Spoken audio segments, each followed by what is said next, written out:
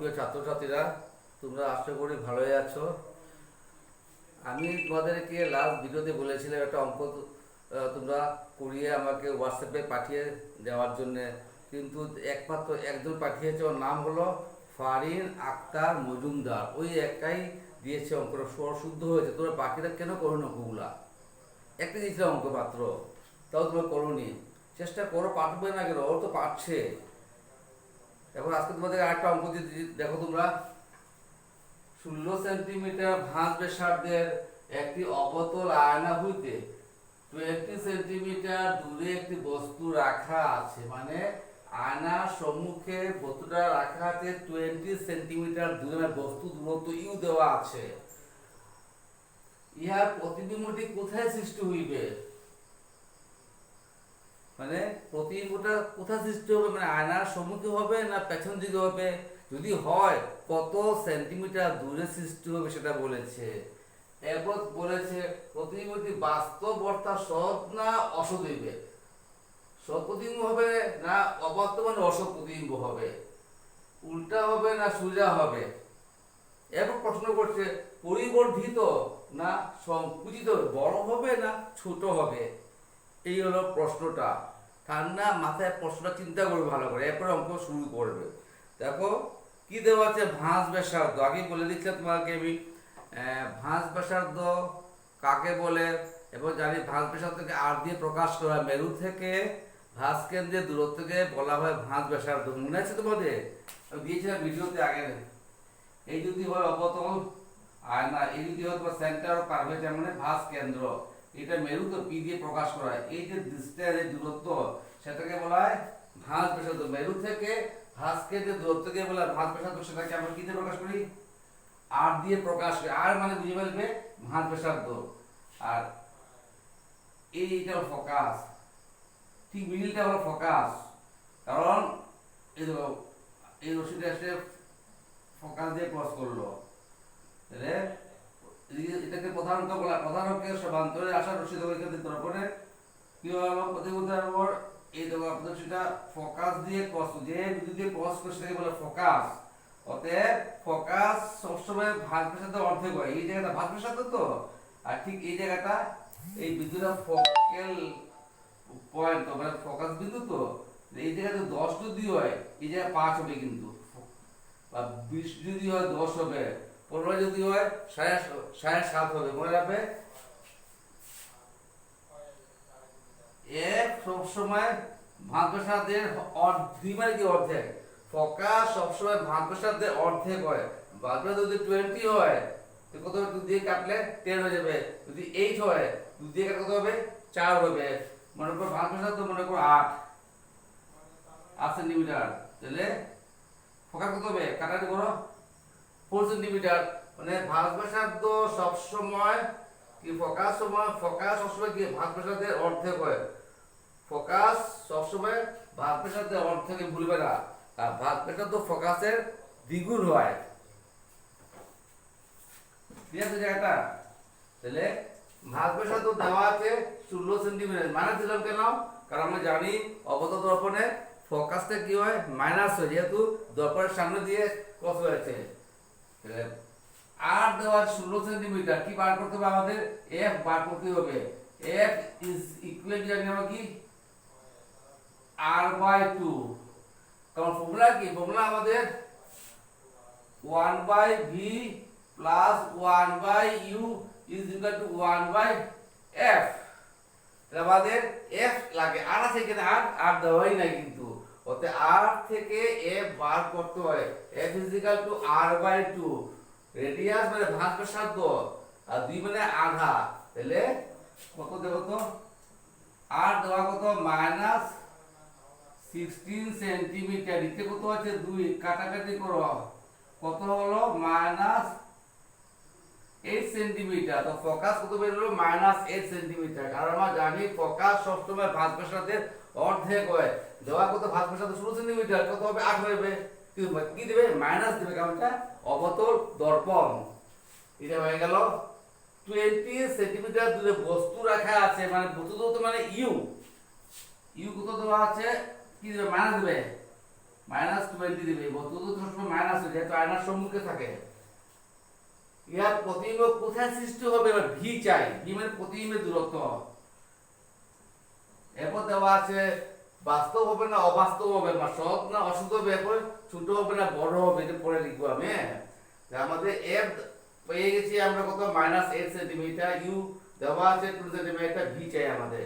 Formula কি 1/v + 1/u = 1/f। তাহলে V জানি, ভি বের করতে হবে আমাদেরকে। ভি জায়গায় থাকলো প্লাস ইউ কত, -20,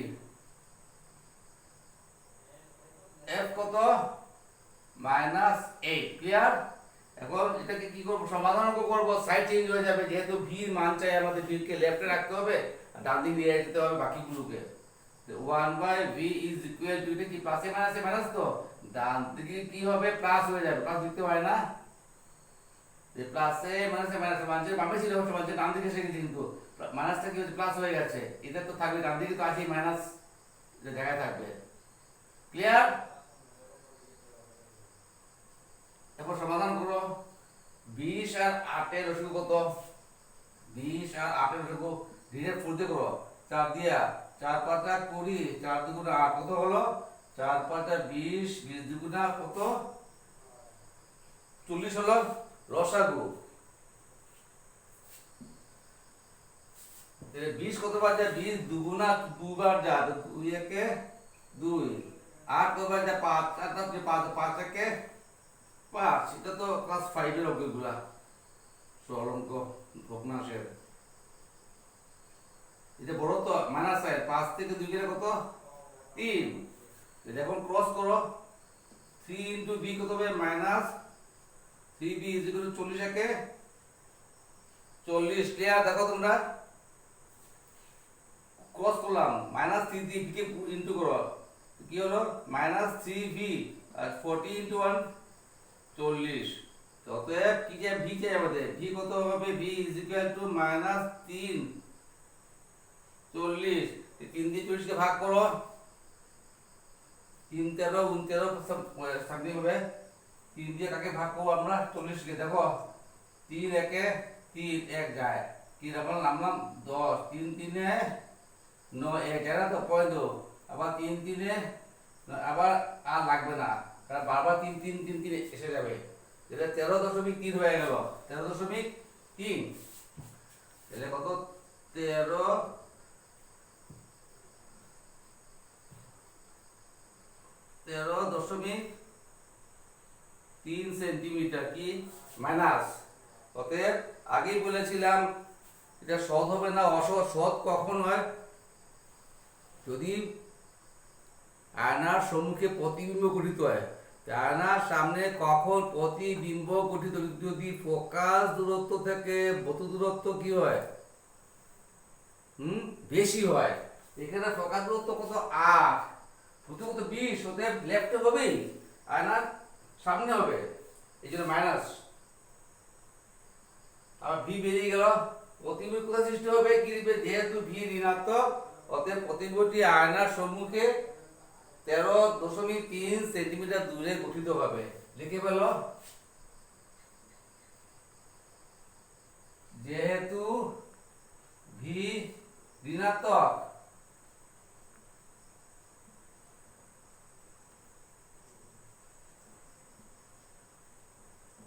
সুতরাং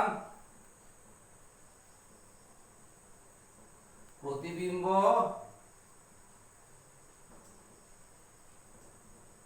আয়নার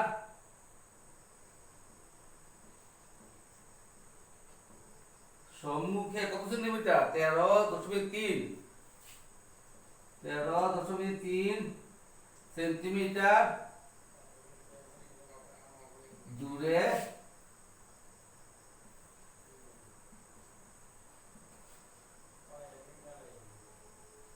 সৃষ্টি হইবে। অনেকে বলতে পারে স্যার এখানে দিলে না চিহ্ন মাইনাস, কারণ দূরত্ব মাইনাস দিতে হয় না, এখানে মাইনাসটা পাওয়ার উদ্দেশ্য হলো এটা লেফট হয়েছে, এই জন্য মাইনাস। দূরত্ব মাইনাস উচ্চ থেকে মাইনাস হয় না, 13.3 সেন্টিমিটার দূরে সৃষ্টি হইবে। আমার তো হয়ে গেল। নেক্সট কি বলেছে, প্রতিবিম্বটি বাস্তব না অবাস্তব হবে। কারণ আমরা জানি যেহেতু আয়নার সম্মুখে হয়েছে, এটা কি হবে? এটা বাস্তব মানে উল্টো প্রতিবিম্ব। কি হবে এটা? এক নম্বর কি লিখবে? প্রতিবিম্বটি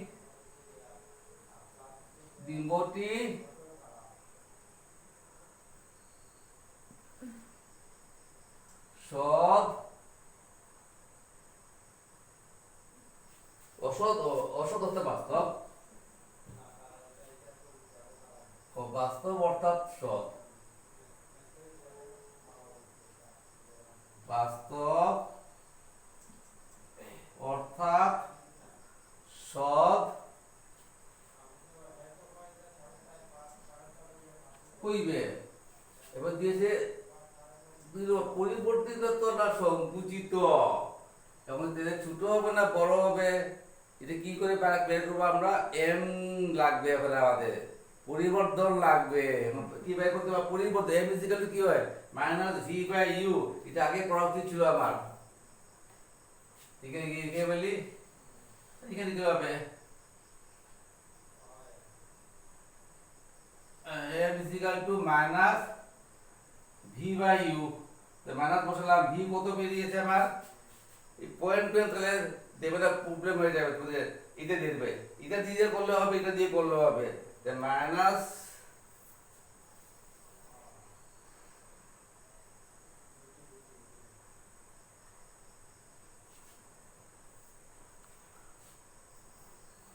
ইউ কত দেওয়া আছে? মাইনাস 20। এই তো, এই মাইনাসে মাইনাসে কি হয়ে গেল? ক্যান্সেল হয়ে গেল। এটাকে সমাধান সরল করো, তাহলে কি হবে? 40/3 ইন্টু, এটা উঠে যাবে 20 নিচে, মনে মনে এক আছে, এক উপরে উঠে যাবে।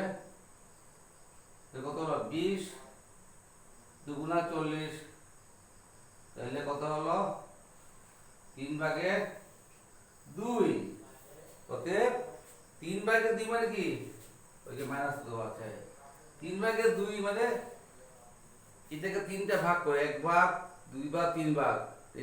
এতটুকু পরিব, এতটুকু যদি থাকে এটা এতটুকু হবে। 3 ভাগ করলে 2 ভাগ। অতএব বস্তু কত বড় ছিল? প্রতিবিম্ব কি ছোট হয়ে গেছে। 3/2 ভাগ ছোট হয়েছে। দেখি এখানে পরিবর্তিত না সংকুচিত? দেখবে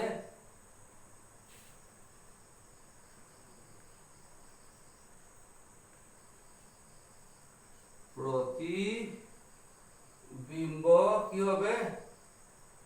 সংকুচিত হবে, কারণ 3/2 ভাগ। প্রতিবিম্ব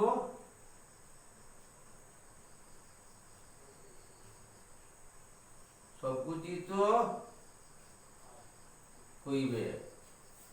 এক যদি এক হতো তাহলে কি হতো? সমান সমান। 2 হলে ডাবল, 3 হলে 3 গুণ। কিন্তু এত ভাই এত ভাগে এত করে ছোট হয়ে যাবে। 3/2 ভাগ মানে 3টা ভাগ করলে 2 ভাগ। এটা কিন্তু এই 1 ভাগ, 2 ভাগ, 3 ভাগ করলাম, তো এটা কতটুকু হবে? এই এতটুকু হবে প্রতিবিম্বটা। 3/2 ভাগ মানে ছিল এত বড়, হয়েছে এত ছোট। তাহলে কি বুঝলাম? প্রতিবিম্ব সংকুচিত হইবে। অঙ্কটা ক্লিয়ার তোমাদের? তাহলে মনে রাখবে, ভাঁজ ব্যাসার্ধকে আর দিয়ে প্রকাশ করা। ভাঁজ ব্যাসার্ধ যত হবে, ফোকাস ঠিক অর্ধেক হয়ে যাবে। আমরা জানি ফোকাস সবসময় ভাঁজ ব্যাসার্ধে কি অর্ধেক হয়, এটা ভুলবে না। ক্লিয়ার? এগুলো অঙ্ক করবে, তোমাদেরকে নেক্সটে আরো অঙ্ক দেবো, এগুলা করো, তখন বাকিগুলো করতে পারবে তোমরা।